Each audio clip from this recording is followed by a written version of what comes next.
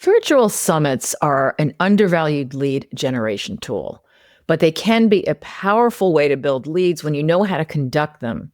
So today I'm speaking with Jennie Wright.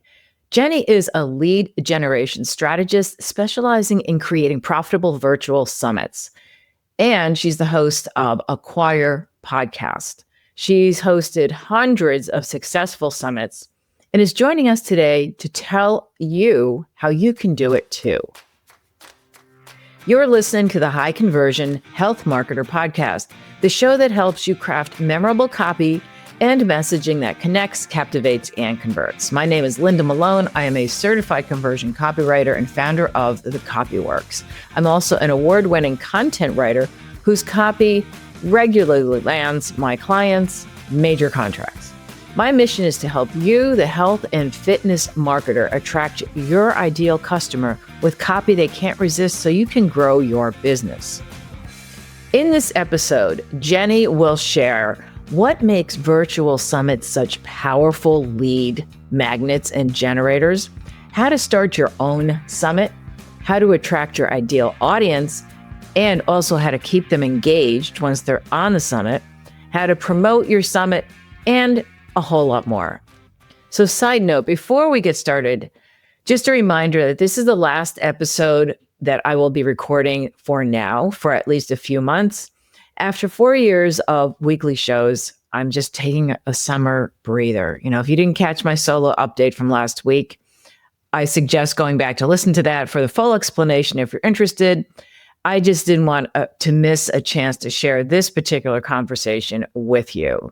So let's dive in. Yeah, I love this topic because summits is something that are still a mystery to me. And I've been asked to be on them. I have been on them. I have not hosted one. Can you tell us a bit about how did you get into this as a specialty? Was it something that you targeted or was it just something you kind of happened over time? Seriously, it was a mistake. That wasn't one of the options.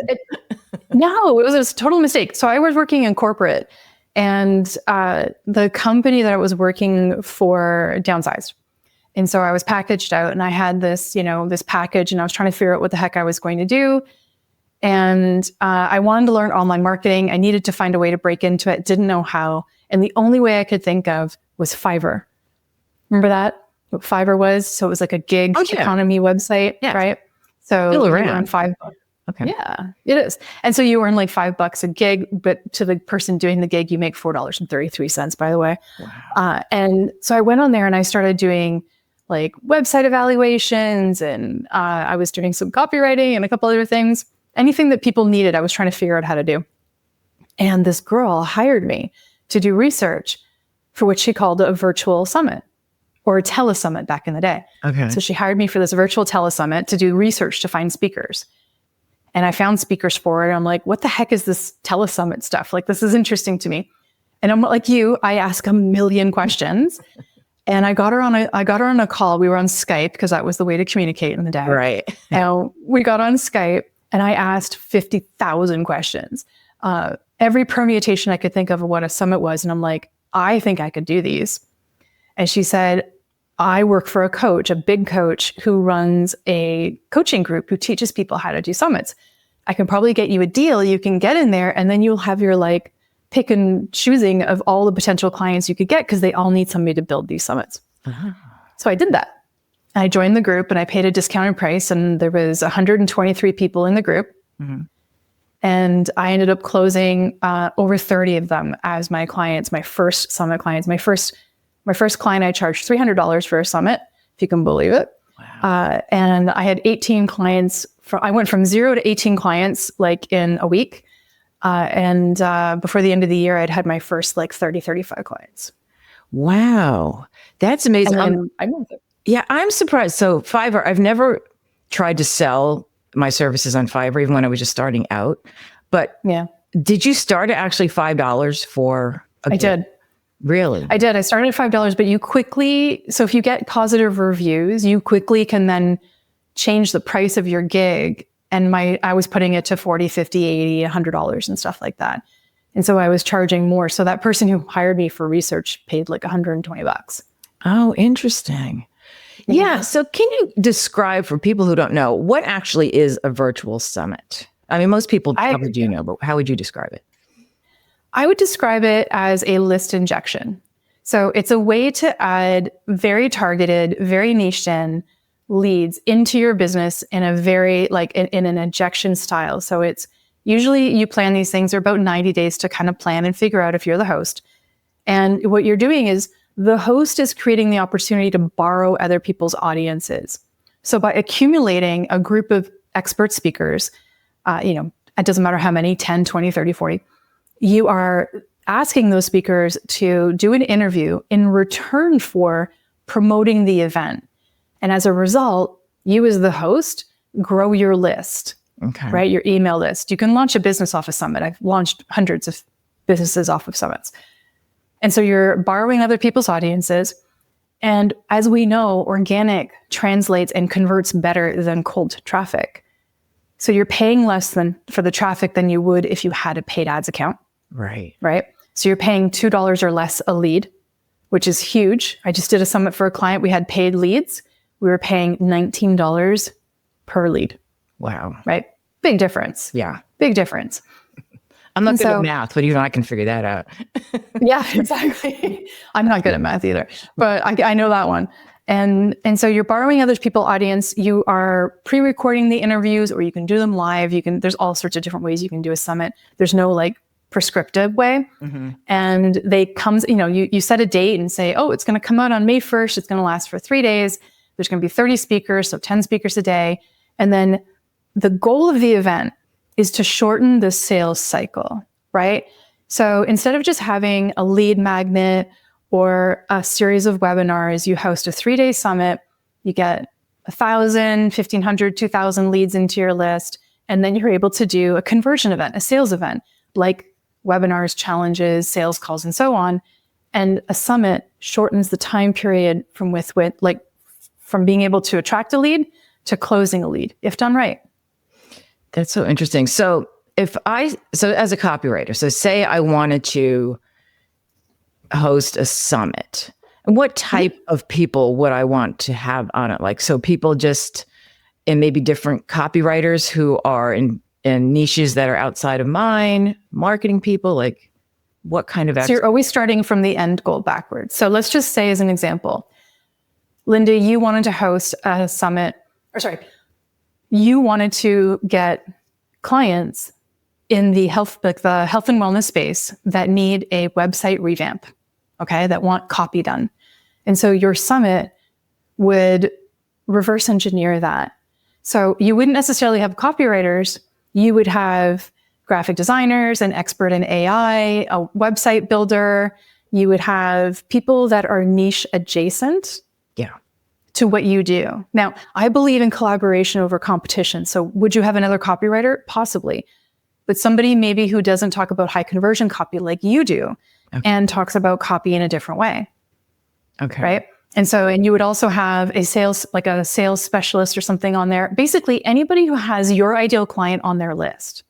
And so if your whole focus is to, sell website copy contracts, that's what you would do. If you were doing a summit on, I've done a ton of summits on lead generation. I've actually had other summit producers on my summits, but I go niche adjacent. So I'll have people like yourself. I'll have people who are coaches, who are course creators, anybody who talks about lead generation. I would have them on the event, knowing that my ideal client is on their list. Okay. Because it's interesting, because as you're saying that, it's I have a list, I have an email newsletter that goes out, and I just know because I post about copywriting on LinkedIn. I would say, from what I can gather, and I don't get a lot of survey responses back when I send them out, who are you kind of thing. Most of them seem to be other copywriters. So it's sort of frustrating, I think, is the word I'm looking for. Yeah. But that's normal. Is it? But this is this would be me reaching out specifically to people who I would want. Mm-hmm. Now, how do you sell the idea of a summit to someone? Because I get pitched a lot to be on summits, and I have been on them. It's usually something I've recorded. So you said some of them are recorded. Are they live and recorded, or are they always recorded?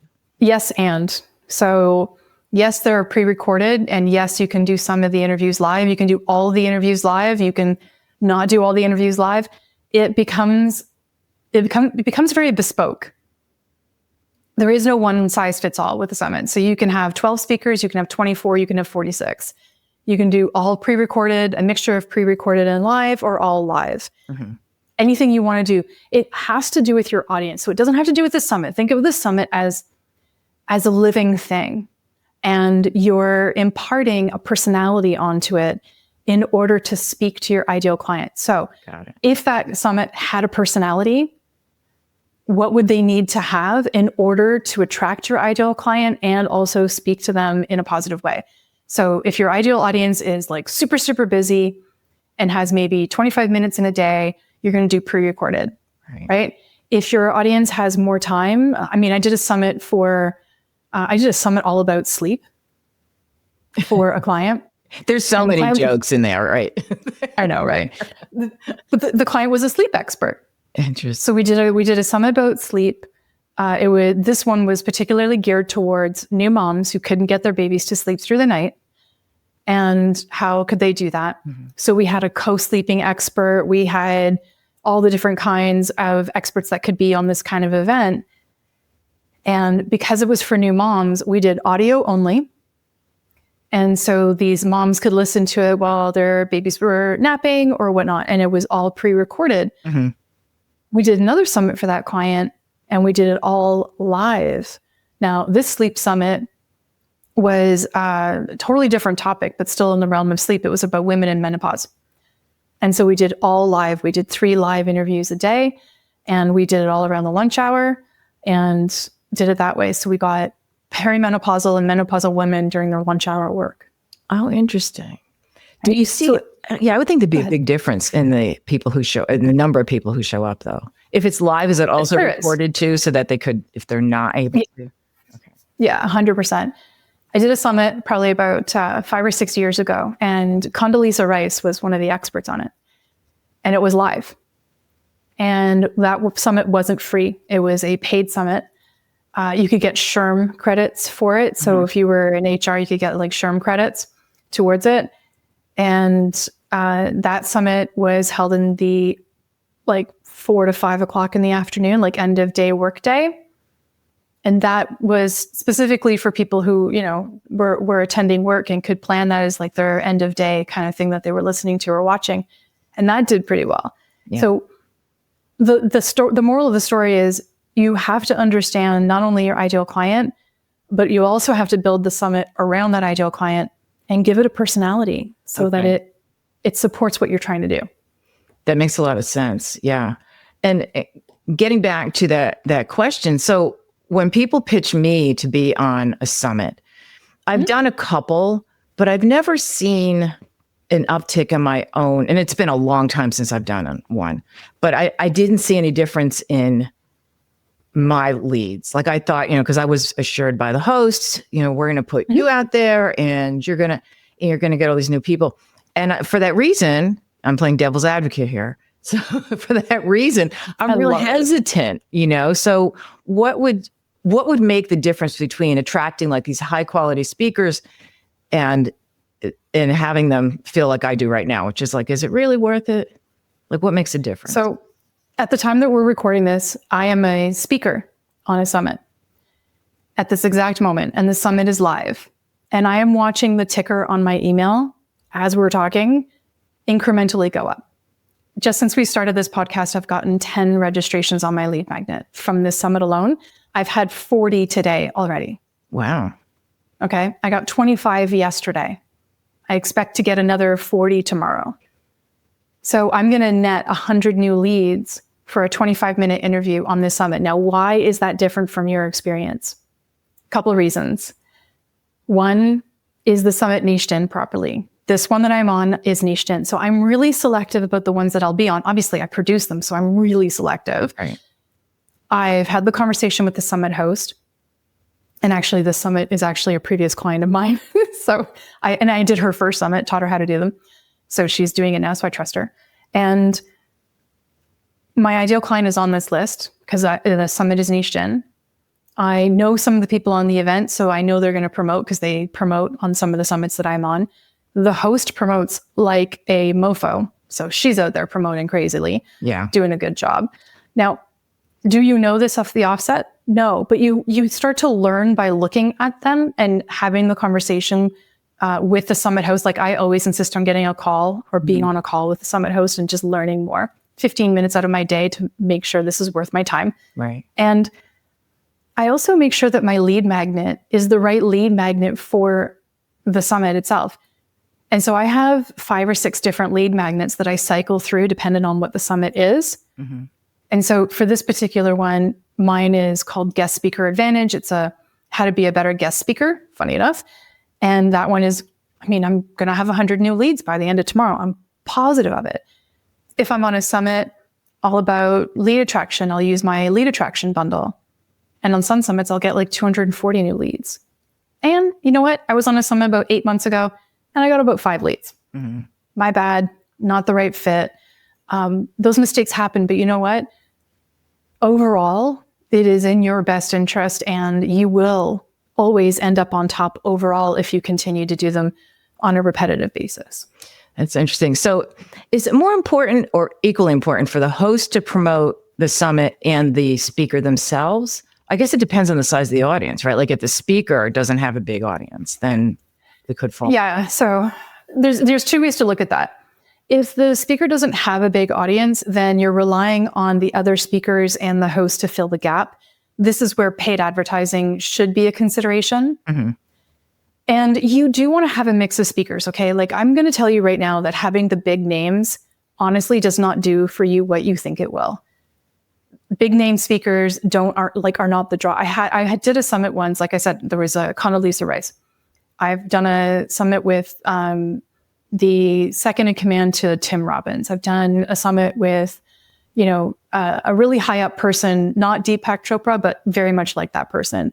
I did a summit for a rock star who was launching a book, and we used a summit to launch the book. But big names didn't necessarily attract the list that you're thinking they will, or the leads. What works better is people who understand what summits are about, are willing to promote and go above and beyond. So not just like 2 emails and 2 social posts. They're willing to do 3, 4, 5 emails or 5 or 6 social posts, and they're willing to work for it. Those people are going to be the ones that are going to do really, really well. But I love, when I do summits, I have no list minimum. I do not do the 5,000 minimum list. I think it's a load of crap. Insert terrible word here. Because it really is. It's a load of doo-doo. Okay. It really is. I built a 6-figure business off of 358 people on my list. Wow. And I was being turned down from being on summits because I didn't have a 5K list. And I swore I would never do that to anybody. And I never have. The people who are working really, really hard at it and want to promote, they're the ones who are going to do well. And people who have no list or little, like a smaller list, are very hungry. Mm-hmm. And they're willing to do more. Yeah. So you have to incentivize people and you have to have that social contract with people. And I make people feel very incentivized when I'm doing a summit or producing a summit. I incentivize them through that social contract to promote. And I'll tell you right now, I've given away iPads on summits. I've given away Starbucks gift cards. That is not the incentivization that works. That is not? No. Is that because they have only a chance to win something if they enter? Because obviously you're not giving everybody an iPad. Or maybe you are. No. No. I mean, I've done big summits where, there was like big prizes and there was probably about 25 prizes. So pretty much every speaker got a prize. And that was cool. It was fun. I got $150 something or other. And that was really cool and great. But what incentivizes people is the social contract, right? I'm going to promote.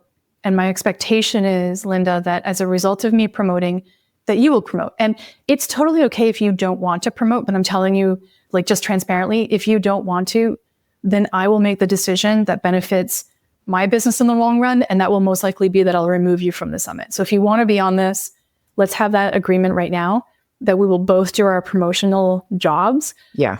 And you know what? It benefits in the long run because I have a lot, like, I would like to work with you again. I'd like to partner with you. I'd like to talk about you positively to other people who might want you on their event. That's the social contract.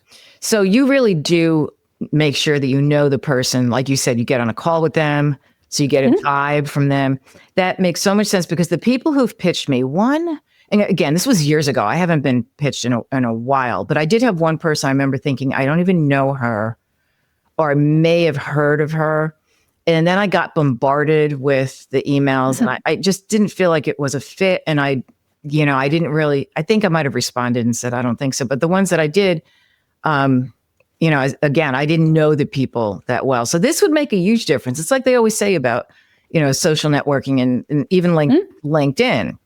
I have a lot of people that I know on LinkedIn, but there's only a handful that I know, like I could get on a call with. And, so that makes a lot of sense. So you have to veer away from transactional. So summits can be really transactional. Like the people who asked you to be on the event, they may not know you, and that's okay. But there should be more about it than just, I want to put bums in seats, or I want to fill the event with speakers. It should be incredibly intentional and non-transactional. Like if I asked you to be on my summit, and I didn't know you, I would have a conversation with you and make sure it's a good fit. I'd make sure I know something about you. And then I'm going to do the non-transactional thing. I'm going to like your posts. I'm going to comment on your social. I'm going to make sure that you know that I see and hear what you're doing in the world. And I'm going to validate that with my comments. And I'm going to probably share it on my stories because I think it's cool and interesting. And now we're developing a relationship. If you think about the times in your life when you feel like people have been transactional with you, you most likely did not feel enthused or encouraged to do anything in return for that person. Yeah. It's like people pitch slapping on LinkedIn. Exactly. But if you feel like it's non-transactional, that I actually give a crap about who you are and what you do, and I love the fact that your dog's name is Sephora, so I think about these things, then you're like, oh wait, she actually gives a crap about me. She actually, I'm not just a number on a page, right? and that matters to people. It matters to me. Yeah. She's a cat, but that's okay. If I had a dog. Oh, I'm so sorry.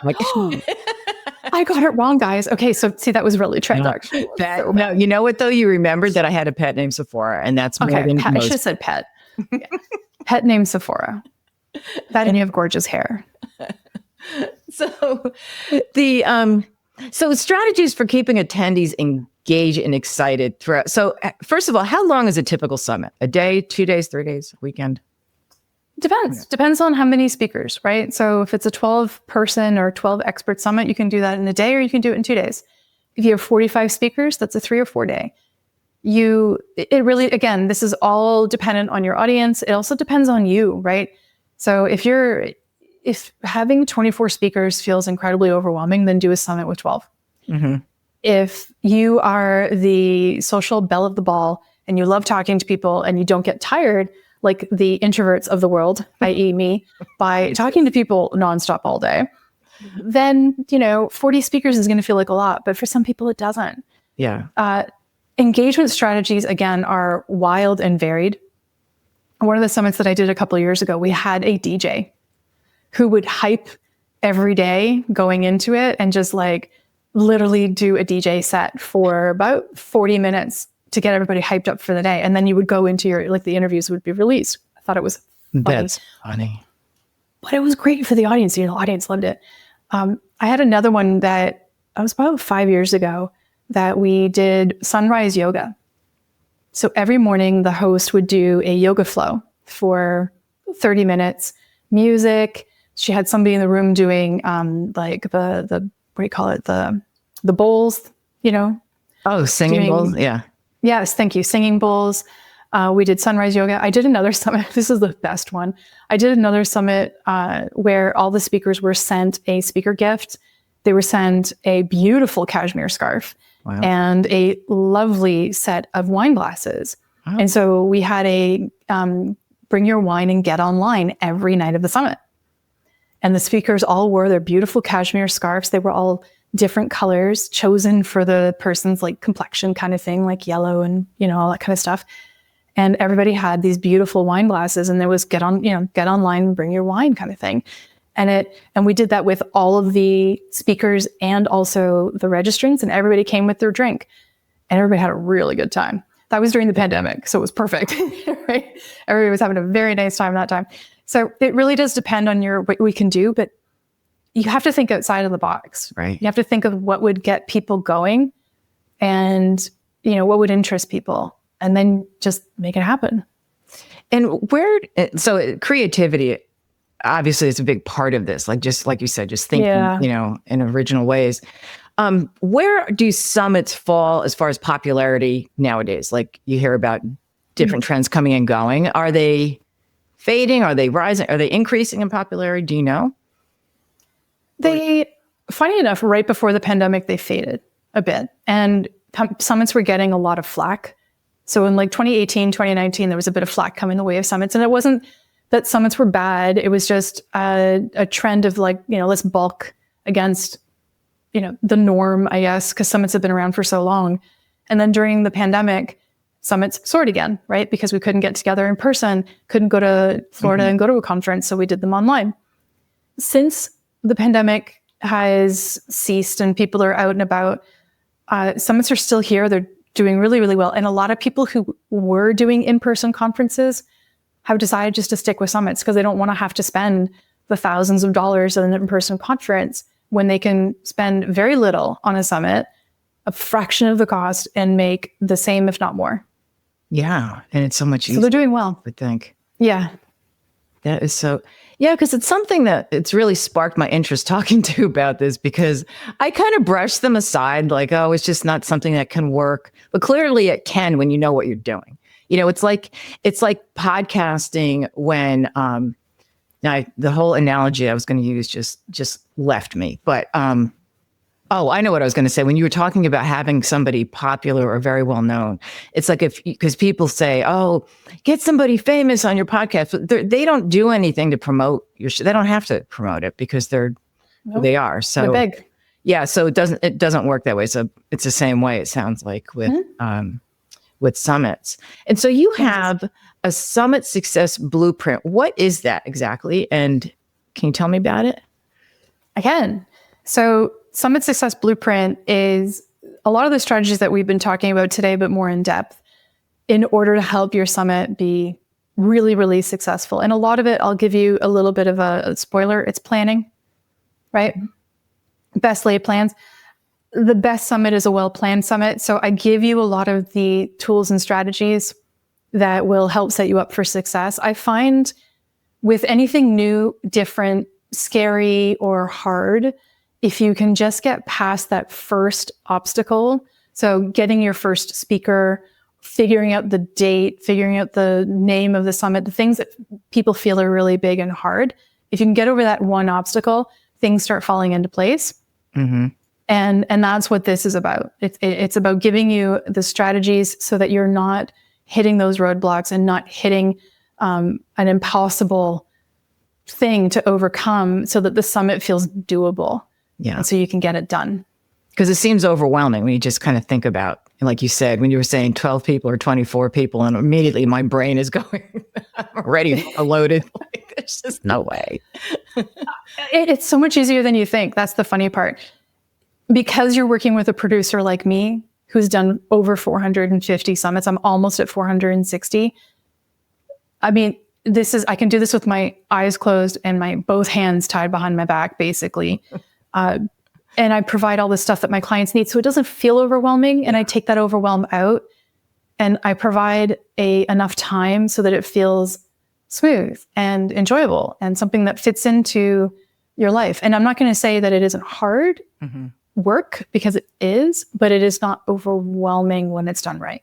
Sounds like podcasting. Like people always say to me, isn't podcasting hard? And I'm like, not really. I mean, I don't know. Maybe because I have a system down and I have people that help me, but it just doesn't feel like that. But I think as an outsider, you don't know the first thing about, platforms and topics, like you said, a name and all of that. So, and what else do you offer? So you have a Summit Success Blueprint. Is that a paid product? Is it a freebie? Or what else do you have as well that people will find? That's a freebie. Okay. That's a freebie that people can grab. And I guess we'll put the link somewhere in I'll put it in the show what we're doing here. I do have paid offers, and some of them are really, really low to make it just super easy for people to grab. So if you're interested in doing summits, if you go to jennywright.com, you'll see that under, I think, products or services, we have the summit speaker attraction bundle and the summit promo bundle or promotional bundle. And both of those are paid products that will give you the exact tools I give my clients who are paying me like $10,000, $15,000 for me to produce a summit. Exactly the tools, like you get that so that you're able to, again, overcome the hurdle. Some people say that getting their first speaker is a pain in the butt, and it can be, but if you have the right tools, it's not a pain in the butt. It's actually quite easy. And as soon as you get one, getting 3 is easy, then getting 15 is easy. Like all of that becomes super easy once you know how to do it, because it's rinse and repeat. Yeah. So those are on their website as well. And also once you get your confidence up, like if it starts, the ball starts rolling, it's like, hey, I can actually do this. And then it becomes easier. Exactly. Awesome. Absolutely. So would that be the first step if I were to ask you what are actionable tips for somebody who wants to host their first summit? Would you say that would be it to get some of your free resources? Anything else that? No, actually, I wouldn't say that my stuff is the way to go first, because I think I'm there when they when they've made the decision to go ahead. What I would tell people is have a think on what the end goal is. So program, product, or service. And just think about what it is that you'd want to sell. Get clear on who your ideal client is. So if you don't have that, be clear. Do a little bit of work on that if you need to. Then the overwhelm or the feeling of overwhelm might start to sit in at that point. Like, I don't know. Okay, I have this figured out, but I don't know where to start. Then come see me. Then I'm going to be able to help you. I don't want you to spend money on something or grab something that's just going to sit on your desktop and not get used. I want you to be able to take the tool and put it into play. So come ready. Yeah. And that's a great point. I can't tell you how many things I've downloaded, even paid for, and never looked at. So Same. Absolutely same. When I used to have a fitness course online, I had a woman that came after me because she said, why am I being charged for this product? It's a $47 product. And I said, because you signed up for it. And I sent her the receipt, and she goes, oh, okay. She totally. So I'm like, okay. Daisy. Not the only one. So where else can people find you? You have your website. Where else can people want to connect with you? Like you, I'm really active on LinkedIn and Instagram as well. Those are the 2 main platforms you'll find me on. And just, shoot me a DM. Let's have a conversation. That's my preferred way. And then also they can find me on my own podcast, which is called Acquire. And you can see the, almost 100 episodes, because I'm almost there. I'm almost at 100. And check those out as well. Awesome. Well, thanks so much, Jennie. It's been a great conversation. I really appreciate it. Oh, Linda, I've had such a good time. I hope this was, something that was useful for everybody listening, but I've really enjoyed just being able to be here, getting to know you, having a giggle. And thank you so much for the chance. Awesome.